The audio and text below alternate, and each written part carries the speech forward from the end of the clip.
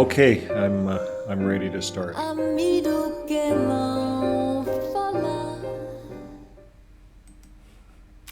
Well, at this point, I'm packing up the family and sold my house in this Hicktown community as a city.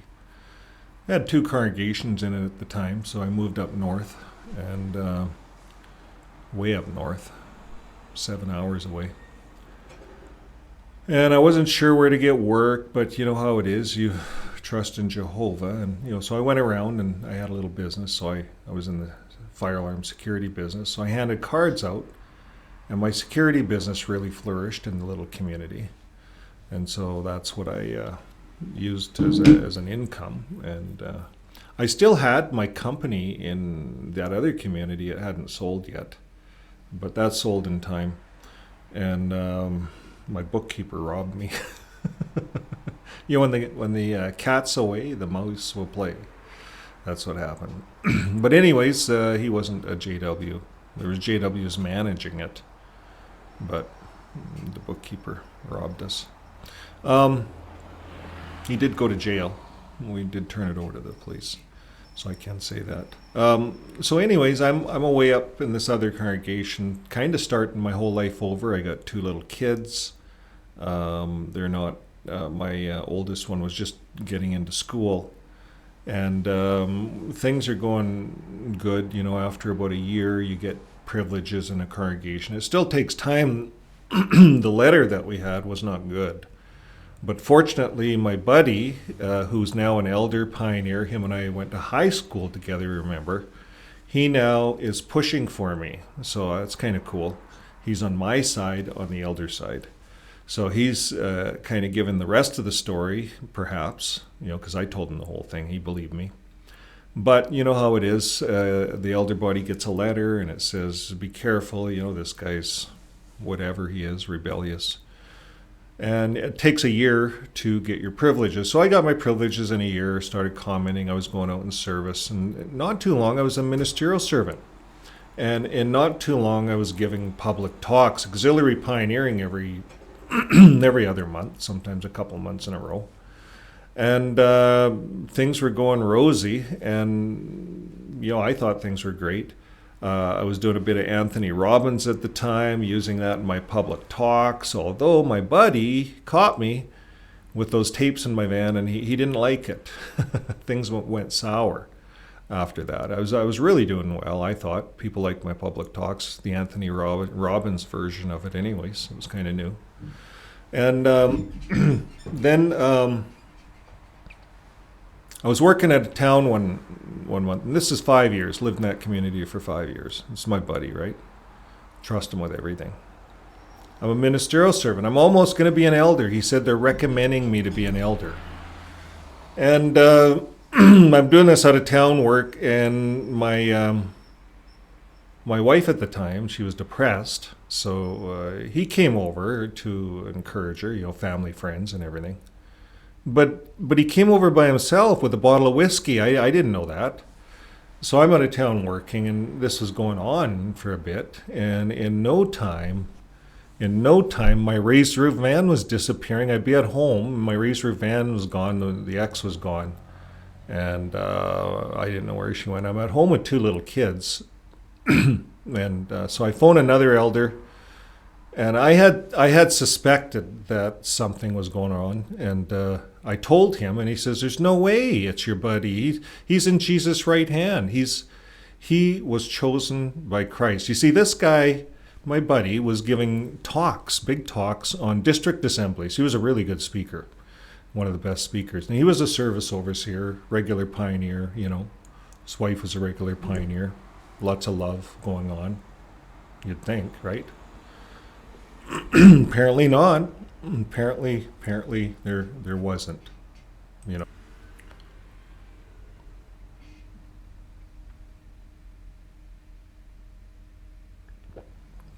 Yeah. Need a drink for that one to swallow it. But you'd think, fool me once, shame on you. Fool me twice, shame on me. But fool me 3 times, that's like double, triple shame on me. I'm still in this organization, right? They're saying to hang out with the elders and ministerial servants. They're saying to hang out with the pioneers. They're saying to do all of these things, and I'm doing it. But it's my elder buddy who comes in my house with a bottle of whiskey when I'm out of town. And then how I knew something was wrong, I was over at his house one night, and he brings me into his wine cellar. He has a big wine cellar.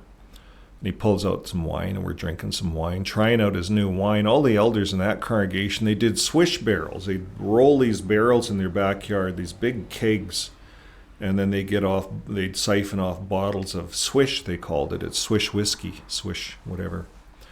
And the whole congregation, in my opinion, retrospects, was alcoholics. And I was in amongst them.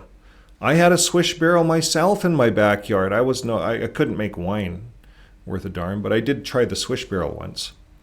And it made a lot of wine, or whiskey, kind of makes you sick, some of this whiskey. But anyways, that was the thing in this community. And so I'm out of town, and the service overseer's in there encouraging my wife with a bottle of swish whiskey. And the next thing you know, something's going on. But again, you can't nail it. He meets with me over in his wine cell, and he says, you're not giving your wife enough love. And I says, when did you have an elders meeting with my wife? I didn't know about that. I thought I'm supposed to be aware of those things. And then he sits back, and I said, so you've been talking to my wife on your own, right? And he sits back, doesn't say anything. So I said, either you're going to tell me or you're not. So I just got up. He wouldn't say. Silence, keeps everyone innocent, right? And so I got up and left. And I went out of town again. And I knew something was happening because my raised roof van, and it folds into beds and stuff in the back. My mind started wandering because this wasn't the first time. And so I phoned this guy up, and I had a hunch, and I said to him, I've been monitoring your cell bills, and I just totally threw this out at him. It wasn't true, but I used it. I said, and they didn't know who I was really, because I'm in the security business, and I work with electronics and all that crap. But there's no way a telephone company's give people cell bills. So I told him I got my cell bill, which I can get, which my ex-wife had, and I got your cell bill, and she was at this place and I know you two met up, and I know this happened, and there's video cameras, and I tell him all this stuff. And I said to him, you have 3 hours until I get home before I put my fist through your face, because I know you've been doing this infidelity, you've been committing infidelity, having immoral acts with my wife at the time. And so he started crying on the phone and admitted it. So I phoned the presiding overseer and told him to get the F over there. And they said, what? And I said, yeah, you heard me. And by the time I was done with that congregation, I walked in with a T-shirt just like this to my elders meeting, because I started smoking. I couldn't give a shit. I was done with it. I was done with all the bullshit. So I started smoking, and I booked a trip to Vegas, and I was done. I was done with it. I lost my wife. She left. We were separated for 3 months. And he did get disfellowshipped. She got disfellowshipped, and they were hooking up, and whatever was happening was happening. It was just something I had to live with. And meanwhile, manage 2 kids, keep 2 kids going, and keep myself sane, and everything else that went with it. So it was a trying time for me at that time. Again, what do? You're in this congregation. They're all doing swish barrels. They're all backing each other up. No one wants to bring reproach on Jehovah, so they all covered it up. But this one was big. It got disfellowshipped. Everyone in the province knew about it. Everyone. It was huge news at the time, back in 1998. And so I moved. I wrote the circuit overseer a letter, moved my family to Edmonton. And we moved there, and then we rebuilt our whole life again. And then there's another story. And it just keeps getting worse. And I don't know how I stayed in. But until then, there was nothing teaching me that it wasn't the truth. So far the doctrines made sense. As a pioneer, I'd use it. I'd talk to Mormons and other religions. And you can really use the Bible. What I learned is you can use it any way you want. And what I know now is the Watchtower is really the Jehovah's Witness Bible, because everything with the Watchtower, with the Watchtower, the Watchtower. So you really don't learn the truth. You don't learn the deeper meanings of the scriptures and so forth. But anyways, folks, that's all I have to say about my buddy, the elder pioneer. What happened next? I moved. And 3 or 4 years went by. My ex got reinstated. He didn't get reinstated. He wanted to get reinstated, but his wife, his beautiful pioneer wife, actually married his Bible study. Talk about karma. And I wanted to hurt the guy. So he actually phoned the police and charged me with assault. And so I went to court, and he went to court, and I had to hire a lawyer. And when we get to court, his story was that I was cheating on his wife. I was cheating with his wife. That's his story. And that I threatened him. That was his story. Well, the whole congregation was there, like all the other elders and stuff. Everyone was going to back me if necessary. But my lawyer says, no, that's wrong. He was cheating with his wife. He's a minister in this congregation. So they straightened it up, and the judge threw it all out. Gave me a restraining order for a year. Said don't go near him for a year. So I met with him, and I said, okay, if I can't go near you for a year, you move out. You're the bad guy. You screwed my family up. And basically, he says he went to the police again, right? When I did that, so I moved out, sold my house, rented it to some JWs, and they wrecked it. They wrecked my house up there. So it was just a bad experience. And so I finally sold the house, got out of there, and started over again. Mended my family back up again. And this time it was even harder. So that'll be another story. But that was it with my buddy. I did write him a letter in 3-4 years and said, hey, what are you waiting for? Why aren't you getting reinstated? Because he was going nowhere. And he wasn't fixing, a lot of people get disfellowshipped. They don't fix the indoctrination. It's not like he'd read an apostate's book. No one's reading an apostate's book. In fact, there's so many Jehovah's Witnesses that come out now that won't read an apostate's book or look at an apostate's video because it's an apostate. Well, you know what? You can talk to a lot of apostates that are next to Watchtower conductors, like Mark Martin. But anyways, you can learn however you want to learn to come up. But we didn't have that option back then. There was a couple of apostate books. Penton was one in our area. And I was just brainwashed not to ever go near that book. That guy was just a bad guy. That's what we were told. We believed it. These are records we put in our minds, and we believe them.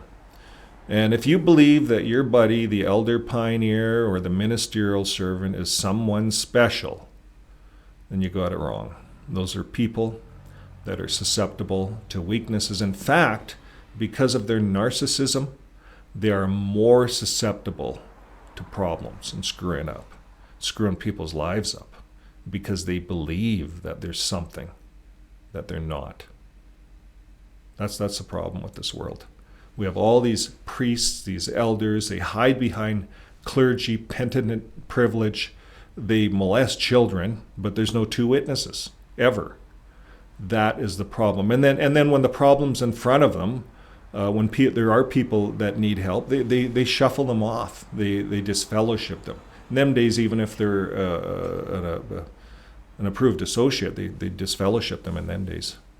So this is a real twisted organization. I didn't see it clearly back then, of course, because you're indoctrinated. That's all you believe. You believe it's the truth. There's nothing that could show me lengthwise until much, much later. I spent 42 years with this indoctrination in my mind.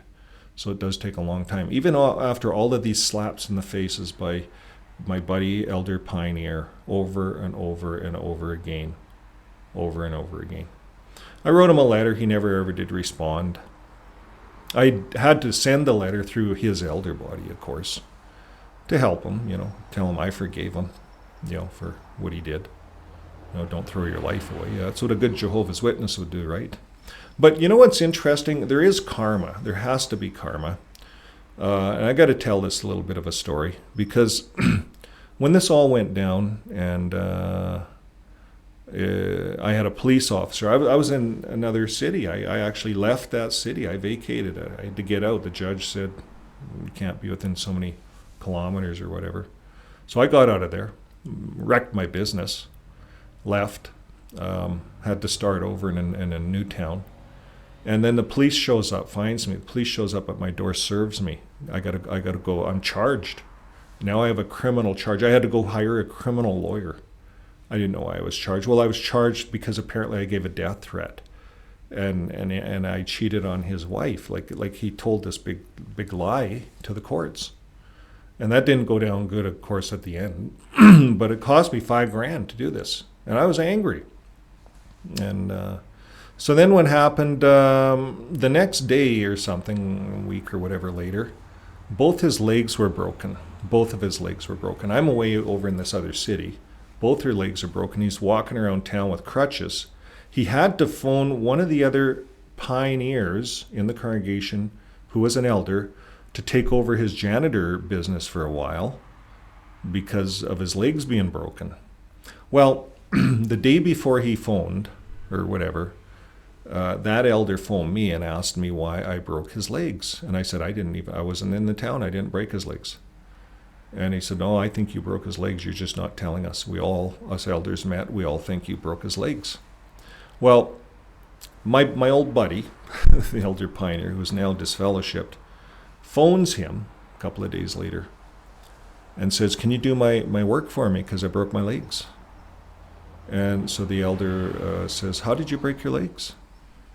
Or who broke your legs, he said. Who broke your legs? And he said, no. He says, there was a black cat on my patio, and I went to chase him off, and I slipped, and my legs got caught under the patio legs, and I went forward and busted both my legs at once on the rails, on the guide rails around my patio, because his patio was off the ground. And so he said that's how he broke his legs. Slipped on that. There was a little bit of frost, but he didn't like cats. He hated cats. It was a black cat. He chased the black cat, and he broke his legs, both legs. Like, it's exactly what I wanted to do to him, but I didn't do it. And it was funny because that elder had to call me back and apologize for accusing me of breaking his legs. So it was kind of a funny little story. But that's my story, my elder buddy. And then I moved another 4 hours away from that area to start over again and get a fresh start because of the disgust that I felt that was within that congregation. They actually were all alcoholics. They had no problems with alcoholism in that congregation because they were all involved. So that's the rest of that story. So we'll see you next time.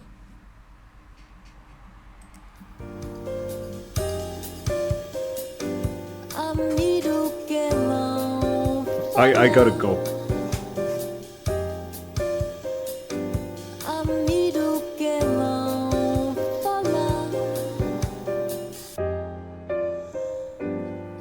Me do